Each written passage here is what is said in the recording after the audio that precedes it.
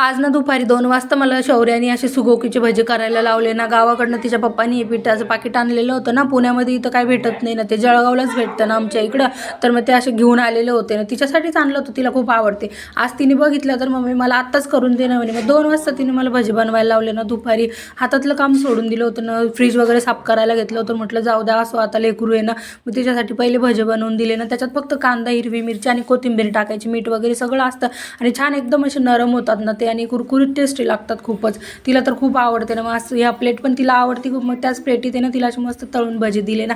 ते ना हळदी कुंकवात मला भेटलेली होती ना. मग मी तिला आवाज दिला, भजे झाले. ती पळतच आले ना, तिला खूप आवडते.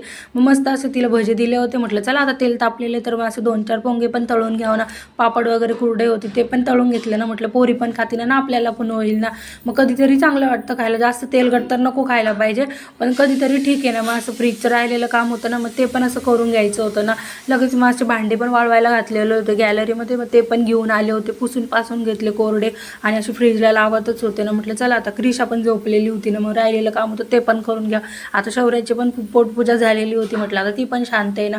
मस्त असं फ्रीजला सगळे भांडे वगैरे लावून घेतले होते आणि असे थोडासाच होता भाजीपाला, तो पण गावाकडनं आणलेला होता ना. टोमॅटो पण गावाकडचे होते ना, असे पातीला बरं. मग ते पण असे ठेवून दिले व्यवस्थित. आणि मग असे संध्याकाळी इकडे दोघं बापलेकांचा लाड चाललेला होता ना. तर पप्पा तुम्ही रोज छोटेचाच लाड करता ना म्हणे, आज माझा लाड करायला. मग असं इकडे शौर्यातीचा लाड करत होती ना पप्पाचा आणि इकडं मग अशी दिदी आमची क्रिशाला झोक्यात टाकून बसलेली होती. चला